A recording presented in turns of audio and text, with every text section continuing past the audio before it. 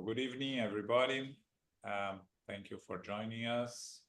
Today we are back to the study of the Spirit's book.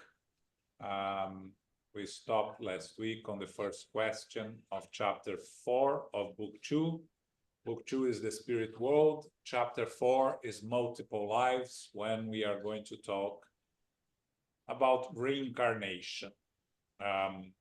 We did the first question, but we are going to do it again because we are starting a new chapter. So it's a good idea to have this this subject from the beginning. Before we go into the subject, the word reincarnation was coined by Kardec when he brought Spiritism. Like the word medium, which is also a word coined by Kardec, like the word Spiritism. Now, when we talk about the word reincarnation, it's not the concept of reincarnation. The concept of reincarnation under other names, resurrection, and other things existed since there was one being incarnate and the other discarnate. Now the word reincarnation was coined by Kardec with the Spirit's book. Okay, so if it's one of the words that Kardec brought and that everybody uses today together with mediums without knowing even that Kardec existed or the Spiritism exists. So I thought it was very interesting. I heard it before, and I was doing some research today, and I found the answer that it was really Kardec that first used the word reincarnation. That comes from the Latin back to flesh, right? It's coming back, and carnation is carne, is flesh in Latin. So it's coming back to flesh. That's how Kardec came up with the word in French, of course. His word was French. Okay? Philip. 166 on reincarnation. How can a soul that has not reached perfection during corporal life achieve purification by experiencing the trial of a new existence? How does the soul carry out this new existence? Is it through its transformation as a spirit? The soul undergoes a transformation when it purifies itself. For this transformation to happen, it needs to experience the trial of corporal life. Does the soul have multiple corporal lives? Yes. We all have many lives. Those who say any different want you to stay ignorant like them. This statement implies that the soul, after leaving one body, inhabits another. In other words, it reincarnates itself. Is this correct? Obviously. So Kardec here is bringing the concept of reincarnation, right? Multiple lives that we studied before in this book. He spoke about it, but here he goes specifically on the subject, right? And the first question he asks the spirits is how, what's the progress? And we have to remember when we are reading this, something that we mentioned before here, that the spirit is eternal, right? So the spirit is always alive, either on a physical body, with a physical body, or without a physical body. The physical body is what dies, what is born and dies is the physical body. A spirit inhabiting a physical body, of course, incarnates and discarnates. So ideally, that's how we should use the words when we are coming back. Of course, when you go outside Spiritism, we say we are born, we die, and that's fine. We're not going to start imposing the concepts that we learn in Spiritism on people that are not interested in hearing that. But When we are here studying Spiritism, we have to remember that the concept of us spirits, eternal lives, we spirit are not born or we don't die. We incarnate and discarnate. We are born when we connect ourselves with our new physical body that's being formed, and the physical body is born with a spirit attached to it. But again, we use the word we're born, and that's fine. The evolution of the spirit is moral and intellectual, the two wings of evolution, right? And the spirit needs to advance on both wings to reach until it reaches perfection and becomes a pure spirit. Until it reaches perfection and becomes a pure spirit, it goes through, it has the need of reincarnation, need to go through physical existences, because the experience in the spiritual world is of a learning experience, yes, but to put in practice what we have learned, to see if we really absorbed and transform ourselves, we have to face the challenges of a physical existence or an incarnation. So the soul purifies itself through the evolution of itself morally and intellectually, but we need to experience the trials of the corporeal life. Again, we come here in a world of trials and atonements, trials, opportunities to learn and to improve ourselves with things that we haven't experienced before, atonements, consequences of errors in the past that we need to repair, readjust, and experience amongst others around us. We have many multiple lives, and those that, as the Spirit says here, those that say any different want you to stay ignorant like that. Again, people will believe or not in reincarnation according to their preconceived ideas and what they have learned in their religions. 30% of Americans, by what I read, believe in reincarnation without fully understanding how it works. And the Eastern communities, the Eastern people from the Orient, believes in reincarnation, the vast majority of them, and it comes from the very ancient times, for the first teachings that comes from the Vedas, right?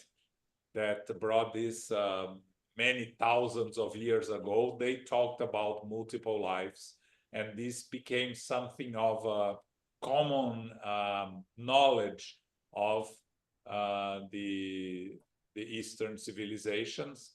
Of course, they have an understanding of the reincarnation that is different from Spiritism, in terms of Spiritism talks about reincarnation as always being progressive, and they believe that you can regress to a lower form.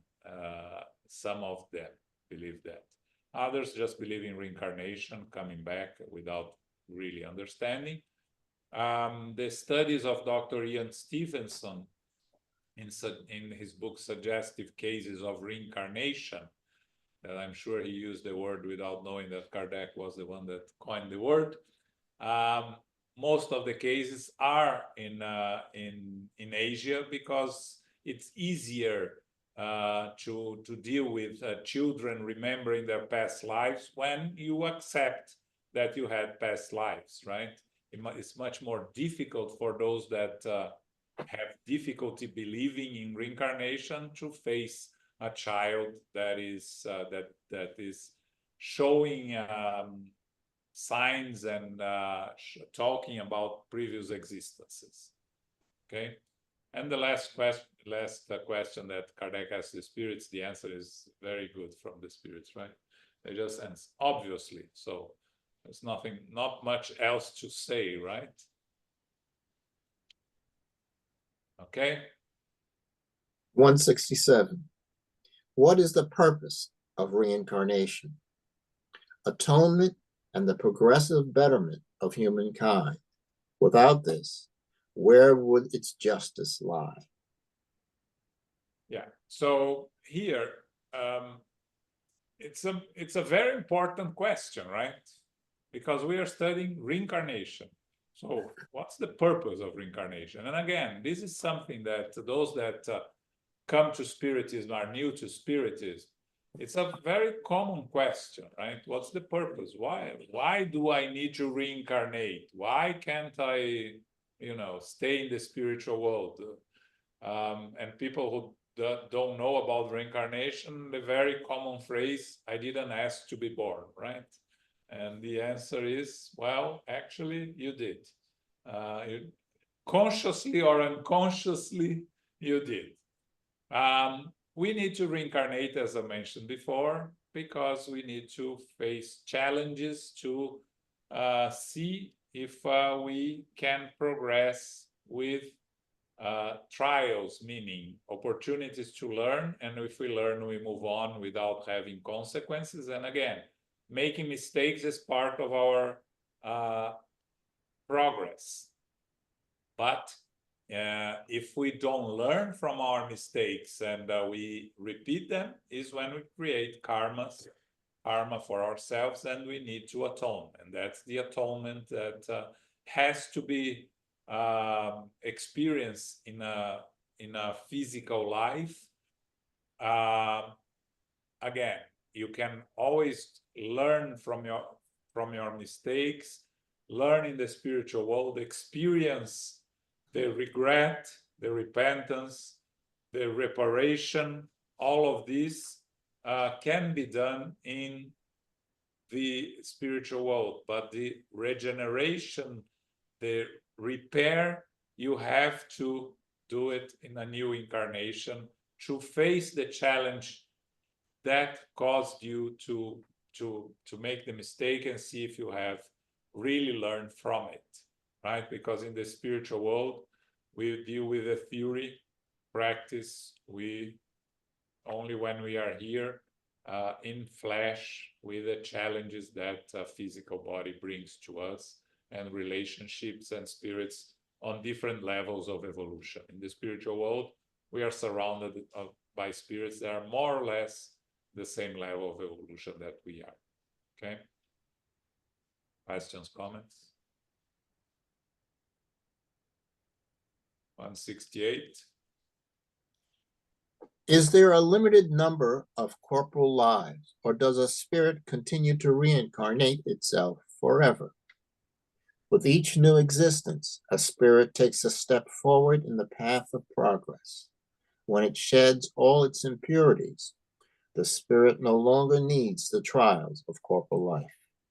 Okay, so of course the question is, are we going to be reincarnating forever, for eternity? And the answer from the spirits is, as we keep moving forward, we keep evolving. When our moral evolution reaches the top level, when we rid ourselves of all our imperfections, impurities on the moral side, the spirit no longer needs to reincarnate, no longer needs to the trials of corporeal life, which does not mean that the spirit cannot incarnate. And again, then we don't call reincarnation, we call incarnation. And we have the example of Jesus that incarnated here on earth to serve as an example, to create, to bring us his teachings. And like Divaldo like to say, an incarnation that was so important that divided time in two, right? Before him and after him. So we will continue reincarnating until we reach the state of perfection, or become a pure spirit, which is something that Kardec is going to ask the spirits here in a couple of questions, until we reach the level of a pure spirit. But the law is of progress. So even when we become a pure spirit, we continue progressing. How does that work? We don't really know, right? We just know that it continues, right? Because we continue getting closer and closer to God without ever reaching the level of God, but it's always a progress. And we know that as Jesus is the governor of this planet, responsible for planet Earth since the beginning, we have different Christs in charge of solar systems, galaxies, and maybe more, right? So the shows that the spirit also continue evolving when once he reached the level of a pure spirit. Okay. Another component is that there is no limit. You reincarnate for as long as you need to reach the purification that does not require any more reincarnations. Yes, that's a very good point. There's no limit. There's no number. You know, people like to ask how many times I need to reincarnate. Depends on you.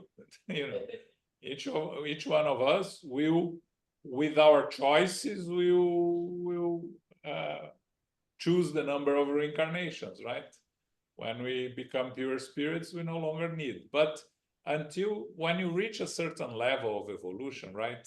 The progress at our level is much more difficult. The moral progress is much more difficult than of a spirit that is already at a higher level. A spirit that is already what what we can call angelic state, right? Where it lives to help others already, even if it's still not a pure spirit. And we have some examples, like a Mother Teresa, right?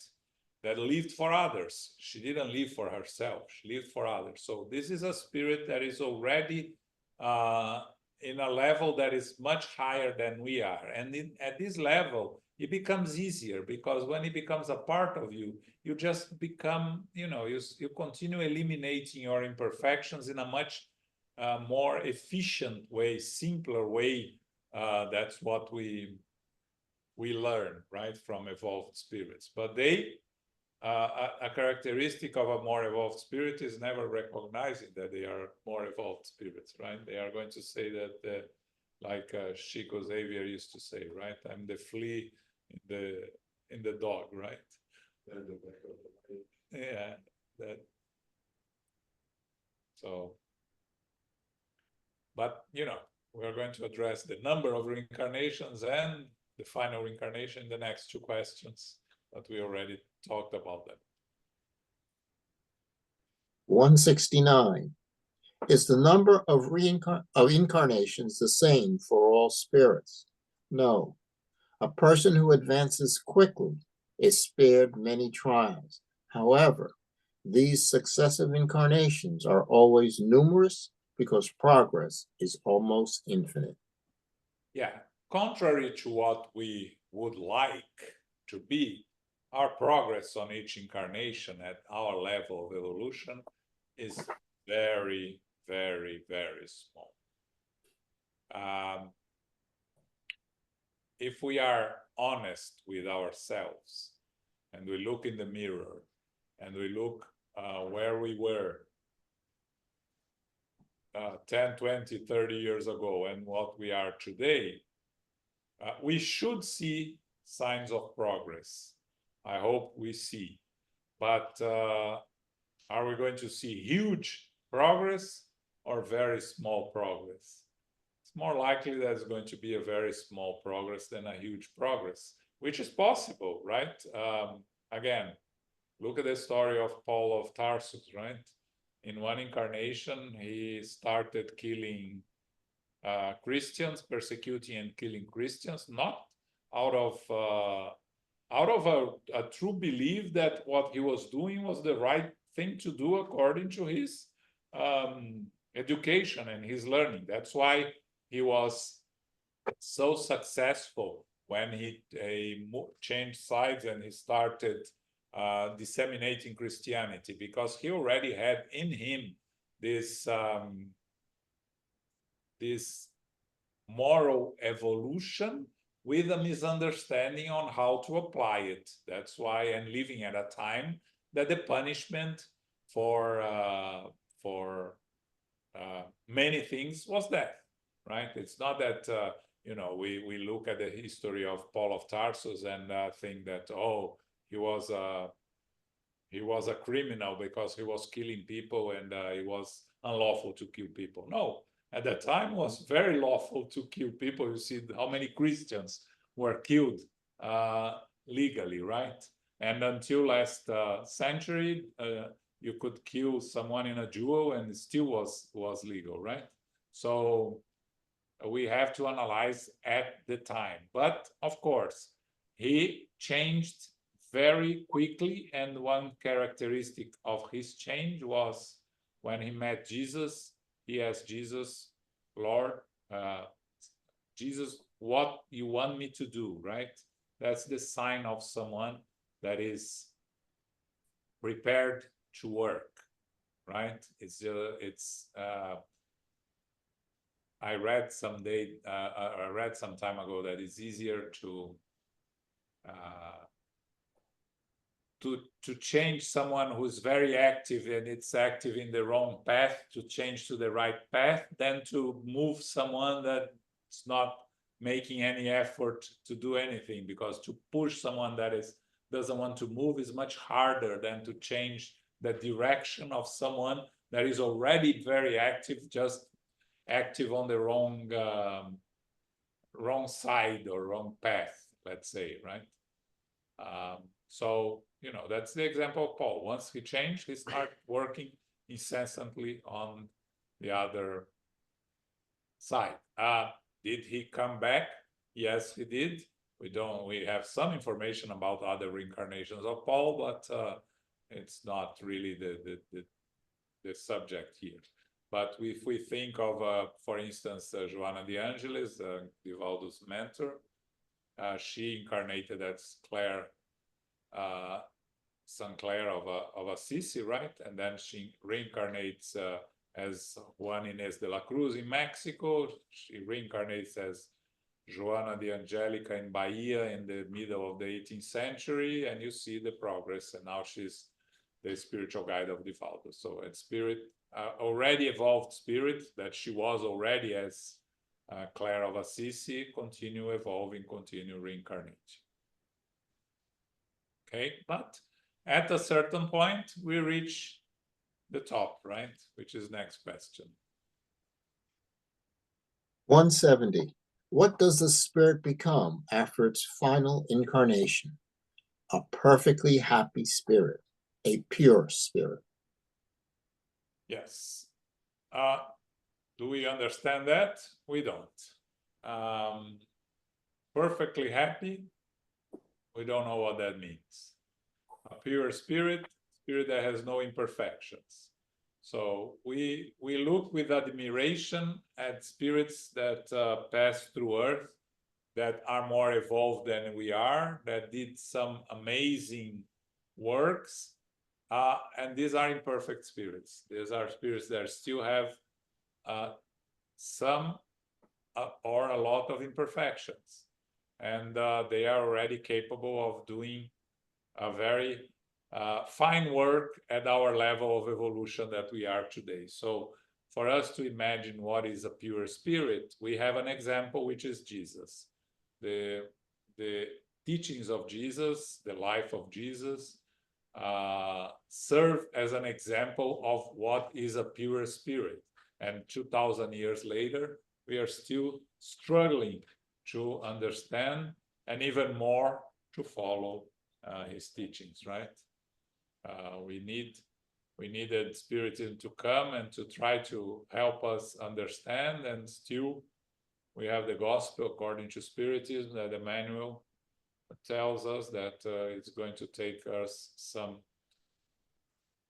thousands or millions of years to fully understand it. So we can only continue studying and working, because the good thing is, as we evolve, it becomes easier. That's what we should have hope on. Okay? Questions, comments? Okay.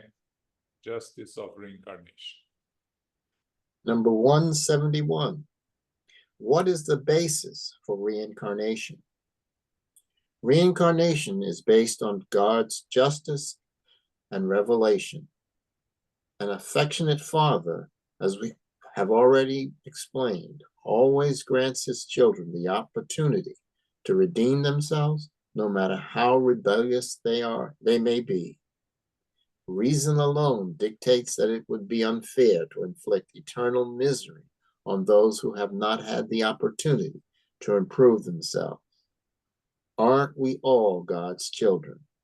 Injustice, merciless hatred, and unrelenting punishments are only found in the world of selfish people. All spirits strive for perfection, and God provides them with this opportunity through the trials of corporal life. Divine justice compels them to use their new existence to do what they were not able to do or complete in a prior trial. It would not be consistent with God's justice or goodness to condemn to eternal suffering those who have encountered obstacles to their improvement, obstacles that may have resulted from circumstances beyond their control and thus are independent of their will. If the fate of humankind were conclusively determined after death, God would not have weighed the actions of all objectively and according to the same criteria.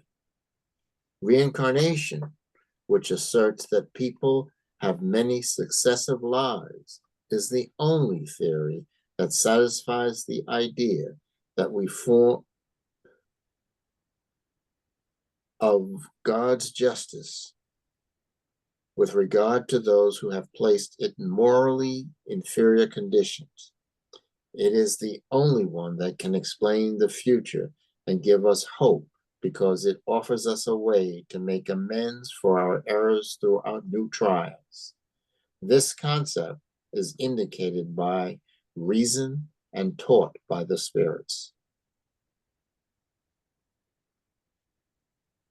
People who are aware of their own inferiority obtain reassuring hope from the concept of reincarnation. If they believe in God's justice, they cannot reasonably hope to be immediately placed on the same level as those who have made a better use of life. However, the knowledge that they will not be barred from supreme happiness forever, based on this inferiority, and the fact that they will be able to reach this happiness through new efforts resuscitates their courage and replenishes their energy. Who does not, at the end of their career, laments that an experience was acquired too late to be of actual use? This is not a loss, for they profit from it in a new corporal life. Okay, so here, when we are talking about the justice of reincarnation, right, we have to start from the beginning when we talked about God in the very beginning of the Spirit's book. If God is all just, all goodness, all powerful and all goodness, then when we analyze an incarnation and all the differences that we have amongst the billions of people that are reincarnated, there's not a single one that lives a life equal to another. Different struggles, different advantages, different diseases, different all things. Where is God's justice in all of that, right? When we bring the concept of reincarnation, meaning endless opportunities to learn, to experience, and to progress according to our necessities. Again,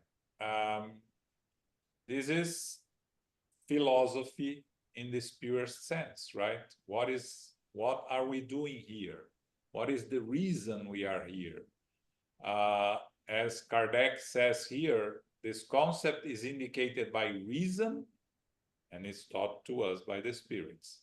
Again, reason alone dictates that it will be unfair to inflict eternal misery on those who have not had the opportunity to improve themselves. When a 3-year-old child dies, what opportunity it had in one incarnation to do anything? You don't have any opportunity to do anything. So, what is the purpose?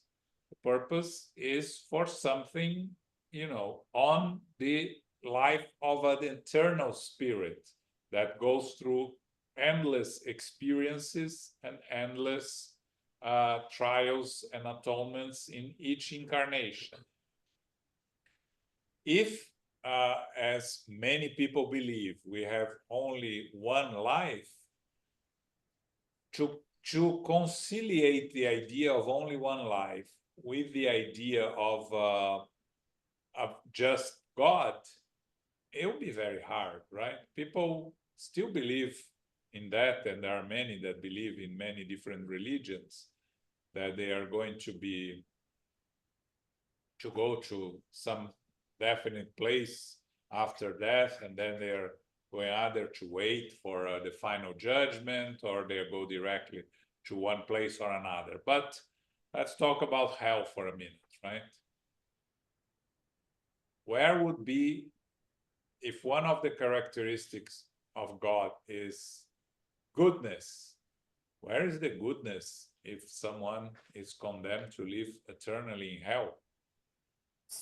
A parent that is an imperfect spirit will, most of the times, almost always, give their children endless opportunities and try to help them, even through their many mistakes, right?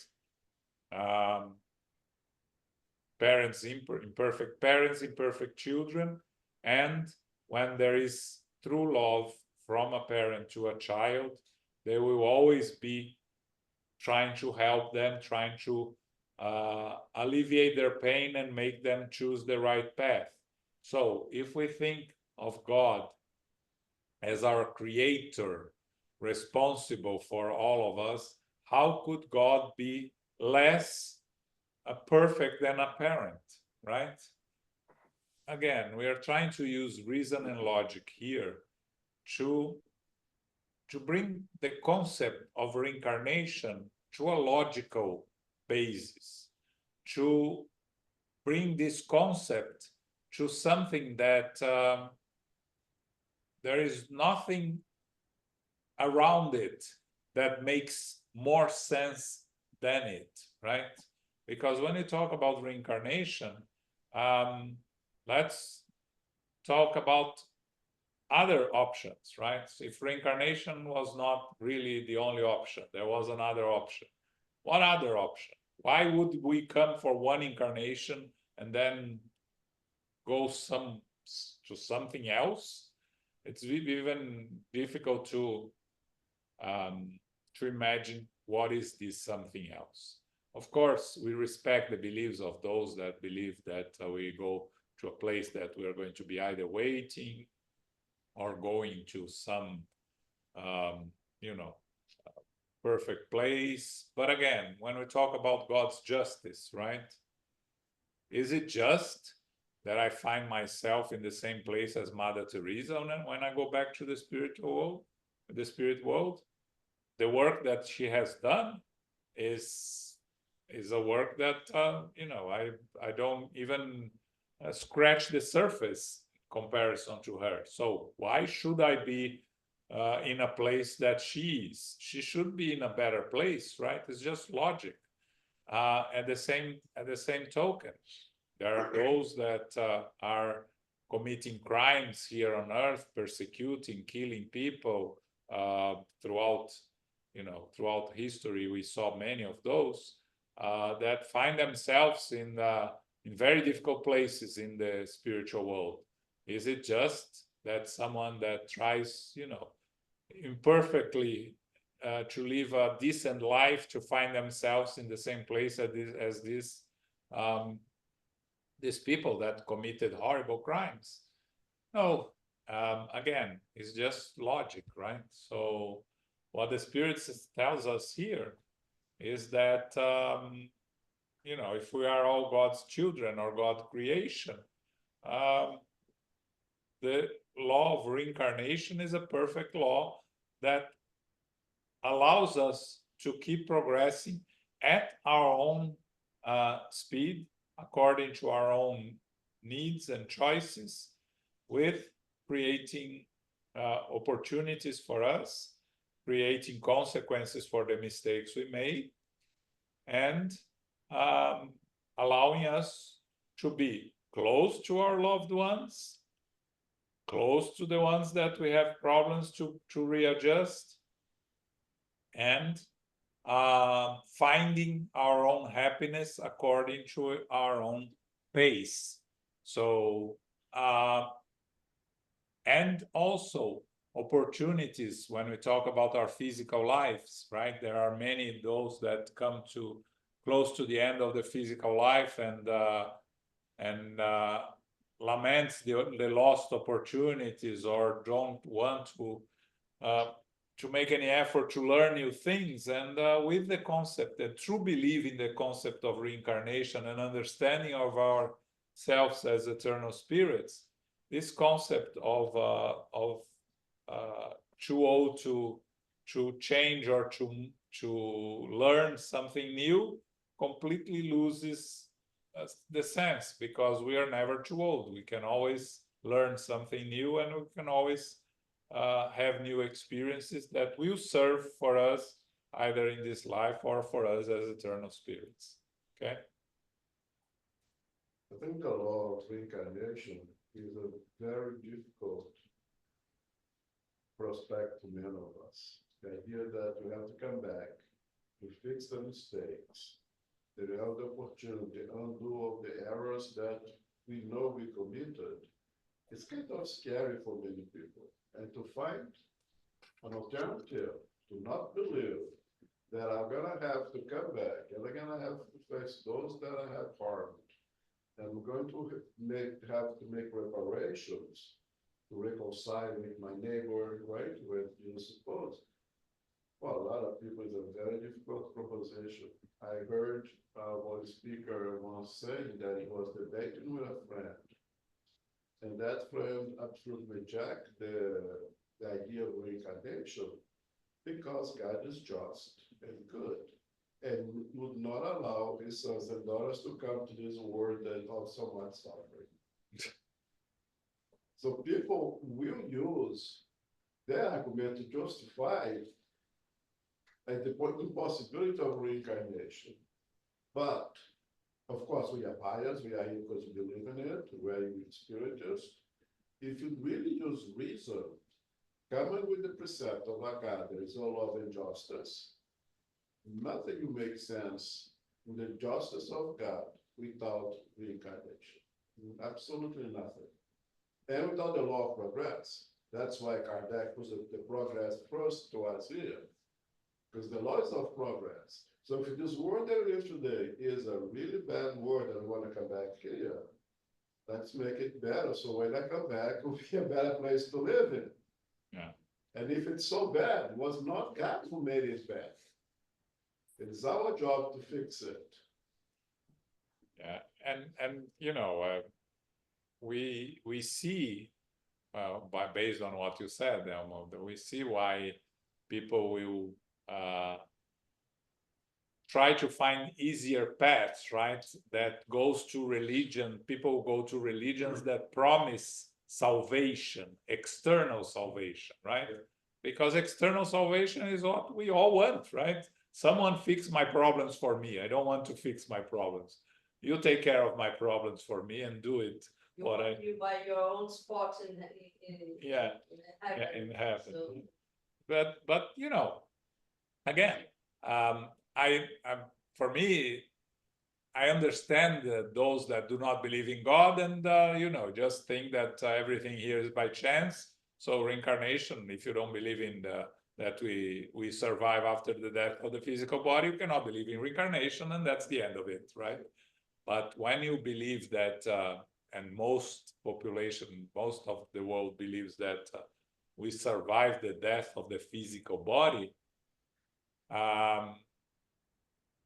the rejection of the notion of reincarnation is a rejection of the challenges that you have to face yourself. Is the cop-out way of dealing with the problems, right? I don't want to deal with these problems. I don't want to come back. So there is no such thing as reincarnation. I'll deal with it in the spiritual world, or I'll buy someone else to do the work for me, right? And again, the Catholic Church used to sell what was called I forgot the name in the Middle Ages, right? Forgot the name. Maybe Fabio, you remember the name. The things that you buy to your place in heaven, right? Escapes me, sorry. Yeah, it escapes me also. I forgot. Which was the last drop for the movement of the Protestants, right? Yes. Indulgence, is that indulgences they used to pay for? I don't think it's indulgence, Karen. Oh, okay. Oh, okay.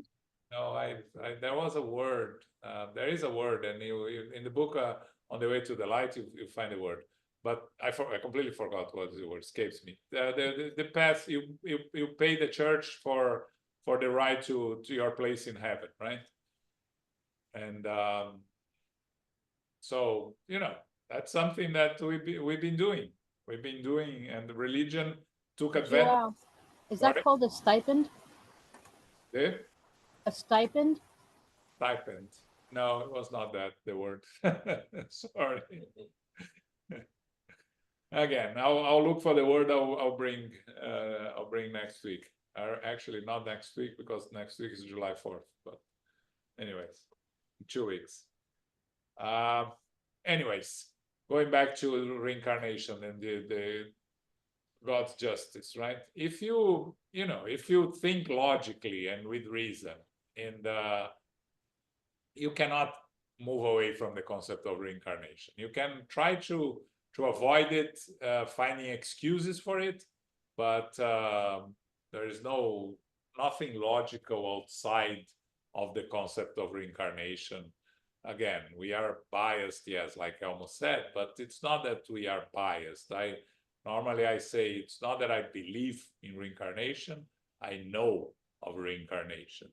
It's more than a belief. Is when I'm sure that something exists. I don't believe in the sun. I know the sun exists. So it's the same thing, right? But anyway, we have to accept that there are those that are still struggle with the concepts, and they'll come around. Okay. Incarnation on different worlds. Are all our different corporal existences lived on Earth? No, not all of them. There are many different worlds on which we may live our lives. This world is neither the first nor the last, but it is definitely one of the most material and furthest removed from perfection. Okay, so when Kardec asked the spirits if we all, it's a logical question. We're talking about reincarnation. We're talking about us as spirits, imperfect spirits here. All our incarnations are here. And the answer from the spirits is, there are many different worlds on which we may live our lives. And this world is neither the first nor the last. Again, we learned this actually from Kardec and after Kardec, that we are all aliens here on Earth. We all had our first incarnation somewhere else, and we all came to Earth later in the process of evolution. So when we talk about the physical body that we have that evolved from the from the ancient primates and everything, yes, our physical body, but we spirits, we had our first incarnation somewhere else, and we came here already as individual spirits. And then the spirits finish by saying that one of the most mature and furthest removed from perfection. And actually, when we study the characteristics of the world, right, we know that worlds of trials and atonements or trials and expiations is above just the primitive world. So it is one of the most mature and furthest removed from perfection. They're not telling us anything new here. As we are moving to a world of regeneration, we are moving to a better world, but still with a lot of imperfect spirits living on it. Okay.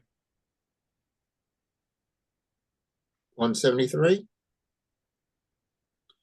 Does the soul pass from one world to another for each new life, or can multiple lives be in the same world? A soul may live in the same world many times if it is not ready to move on to a higher one. So we can live on earth several times. Absolutely. Can we come back after living on other worlds? Of course. You may have already lived elsewhere and on earth. Okay, so the general concept here is that we don't belong to any planet, right? Or any world. We can live in different worlds. But when we study a little deeper in our relationships with our family members, with our loved ones, the challenges with those that we cause harm or cause harm to us, it makes sense that we come to be with them again and again until we fix everything, or because we together as a group of familiar spirits can help each other on our progress.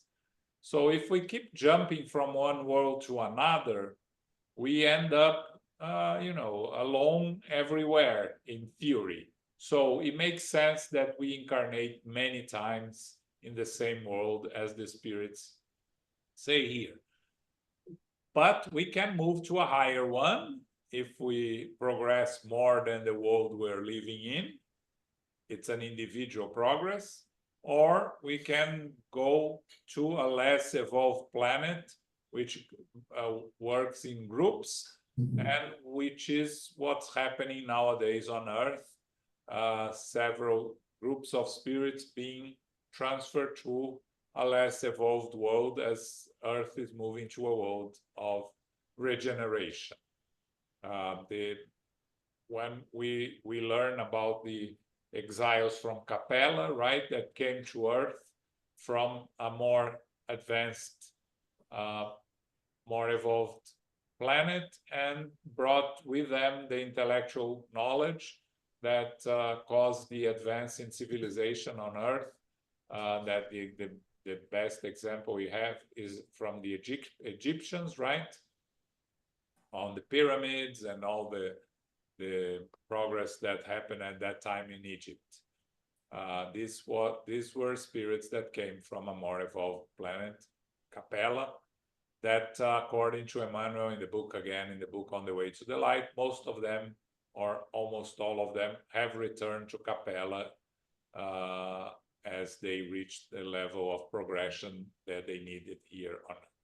So we can come back after living on other worlds. That's exactly what I just mentioned, those spirits that went back to Capella. And we live on Earth several times. Yes, we have been reincarnating here for a very long time. But again, we can if it's important for us for a different reason, for, you know, to isolate ourselves from everyone around us, sometimes this happens. We can go to a different world for a one reincarnation where we don't know anybody there, because it gives us opportunities to learn different things. In the book I Came Back, Voltaire, by Brother Jacob, it doesn't apply to reincarnation. It applies to his learning in the spiritual world. But when he goes there to study in a different place, he's told by his mentor that he would go to a place that he didn't know anyone, because then he wouldn't have any problems with the advantages and disadvantages of knowing people. It will be all new people to him, so he would have a better opportunity to learn and he stayed there for some years, studying and learning more. And the same thing can apply for our incarnation. Again, it will be an exception, but it is possible that one incarnation, we go to somewhere else. Okay? Okay, questions? No? All right, let's do a couple more. 174. Must we live on earth again? No. But if you do not advance, you could end up on a world that not only is not better than this one, it could be worse. Yes, so that's what we mentioned, right?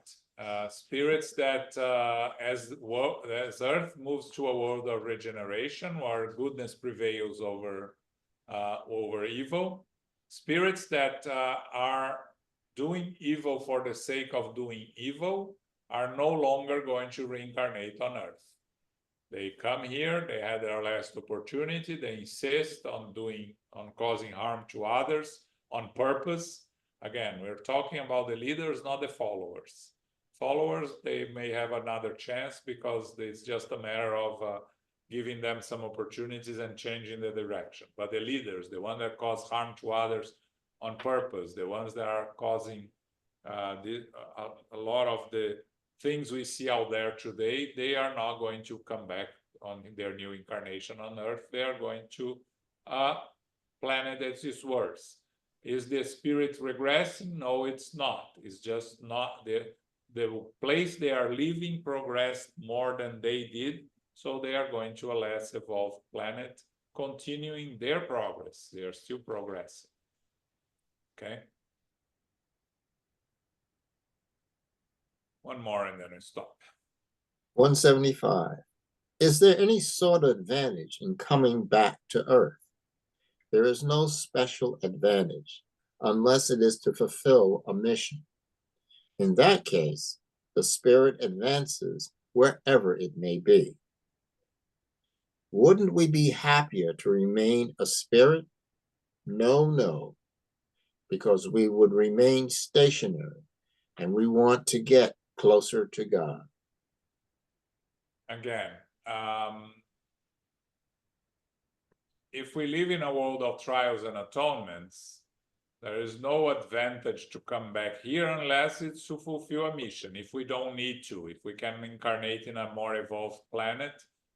But if we want to stay here or to incarnate here to fulfill a mission, again, mission can be something broad or something individual. Remember, I mentioned this before, Alcyone in the book Renunciation. She came to fulfill a mission, to help a loved one that was struggling. That was her mission. She didn't need to reincarnate on Earth. She was actually in a more evolved planet and came here. The spirit is always progressing wherever they are. And then Kardec asked, but shouldn't we be happy if we stay in the spiritual world? And the spirits are very direct. No, because we would remain stationary. There is no, for us to really progress, we have to come to a new incarnation to see if what we are learning in the spiritual world, we have internalized and we are going to put in practice when we come here to a new incarnation. So that's why we need to reincarnate, is because we understand, as we evolve, we understand the need, and we will want to come to a new incarnation. And in the book, Nosso Lar, André Luiz talks with the mother of Lysias, and she's coming to a new incarnation consciously and wanting to come to help the two daughters that she's going to have that are in the lower zones, to receive them as daughters. So she wants to come. She knows it's going to be a struggle, but she knows that she wants to progress. It's an opportunity, and we want to get closer to God, as they say here. Okay? Any final comments, questions? Okay. John, Yes. just a general question. Have we ever heard of any who have given messages from Capella, or any Egyptians in Capella that have given us information? No. The only information we have is really from Emmanuel and his books, and there is some other books that talks about the spirits that went back to Capella. But you know, if you think that they came here 10,000 years ago, and the end of the Egyptian civilization, as we talked about, happened more than 4,000 years ago, right? It'll be those spirits have moved on, and maybe some of those spirits are giving us messages, and we don't know they are from Capella. They stayed here and evolved. I don't know, Carol, but not specifically. No, we don't have this. Yeah, because there's still such great interest in Egypt. I mean, we're finding new things all the time. So I guess the fascination is still there, maybe not the direct contact. So thank you. No, I think in the end, we all have some connections to those past civilizations one way or another. So that's maybe why there's so much interest. But I think there's a lot of interest also in ancient Greece and all other old civilizations, right? So, but it's a good question. I haven't heard anything, but I'll see if I can find something. Okay. Thank you so much. Thanks, Carol. Thanks, John. So, as I mentioned before, right, next Thursday is 4th of July. So, of course, we'll be closed. We won't have our meeting. But we have this weekend our Saturday lecture. Actually, is a special talk. Is the U.S. Spiritist Movement in Action, the Spiritist Federation of Florida. We will have Marcelo Neto, who is the president of the Spiritist Federation of Florida, with Andrea Marshall and Teresa Iris, which is the vice president, talking about the Spiritist Federation of Florida, what they are doing, the work they are doing in Florida, the importance of spiritual education, the events they promote, study groups, so we can learn a little more for those that are curious about the Spiritist movement in Florida. Okay, it's Saturday at 11 a.m. On Sunday, we will have, it's the last Sunday of the month. We didn't have the Q&A last Sunday. We are going to have it in the last Sunday of the month, the Q&A. And that's all for us. The book club is on recess, comes back August 14th. And I think that's it, okay? Carol, can you do our final prayer? Yes, sure. Thank you very much, John. Welcome back. And thank you, Elmo. And also, Philip, thank you for reading for us this evening. Thank you, everyone, for participating. Infinite Creator and Divine Providence, we give thanks to be together as brothers and sisters for our studies of the Spirit's book, Book 2, Chapter 4, entitled Multiple Lives. Allan Kardec coined the words reincarnation and medium. We evolve through many experiences during a physical existence. We improve, among others, our friends, family, etc., through trials and atonements, and we try to balance the moral and intellectual sides of our essence during each life. We will all have many corporeal lives for the betterment and the evolution of humankind. We learn through mistakes and hopefully to demonstrate this awareness in each new physical existence. Reincarnation is the natural law of God. As we evolve, it becomes easier, and eventually we will reach a high level of happiness and purification as a true, pure spirit. We had our first incarnation somewhere else, not on earth, but we may come to earth many, many times, and we will also possibly progress to more elevated worlds. We give thanks to the spiritual benefactors and the good spirits for guiding and inspiring us today. May we receive the love, light, and peace of Christ within us and for our loved ones, our teachers, our directors, the counselors, the mediums, the workers, and all participants. We pray for inner peace, and especially now for world peace, and for those who are suffering in the physical and spiritual worlds. We pray for our Center SGNY and all Spiritist centers throughout the world that they may grow, prosper, expand, and be protected throughout the day and throughout the night. As we close, we humbly ask for safety and protection as we return to our family, friends, loved ones, and co-workers. May we go forth now as beacons of love, of light, of service and charity, which is love in action. May peace prevail. So be it.